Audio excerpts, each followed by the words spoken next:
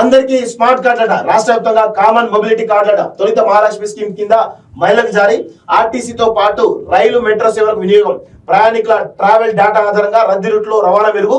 CM Revanth Reddy దూరదృష్టి. అమలుకు green signal. ముందు ఇతర ప్రభుత్వ సేవలకు లింక్ అంటూ చూస్తాను. నిజంగా ఇగో ప్రయాణికుల ట్రావెల్ డేటా ఆధారంగా రద్దీ రూట్లలో రవాణా మెరుగుపరిచేటువంటి అవకాశం ఉంటది. కాబట్టి మొత్తానికైతే ఆ యొక్క కామన్ మొబిలిటీ కార్డులు ఇవ్వడానికి సిద్ధమైనట్టుగా తెలుస్తా ఉంది. దాంతో ఎక్కడెక్కడ ఇబ్బందులు జరుగుతున్నాయో దాని ప్రకారం ముందుకు పోయే అవకాశం ఉన్నట్టుగా తెలుస్తా ఉంది. రాష్ట్ర వ్యాప్తంగా స్మార్ట్ కార్డులు ఇవ్వాలని సర్కారు ఆలోచిస్తున్నట్టు తెలుస్తుంది.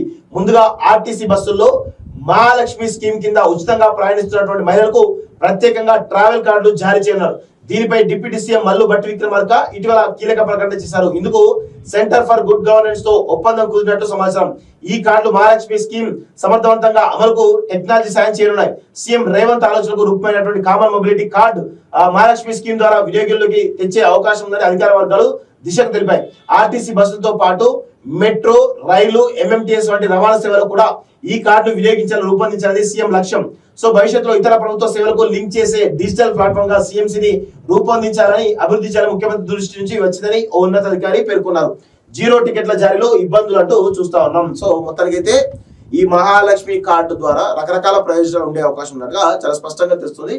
కొంత ఆ దిశగా ప్రయత్నం చేస్తున్నట్టుగా తెలుస్తా ఉంది.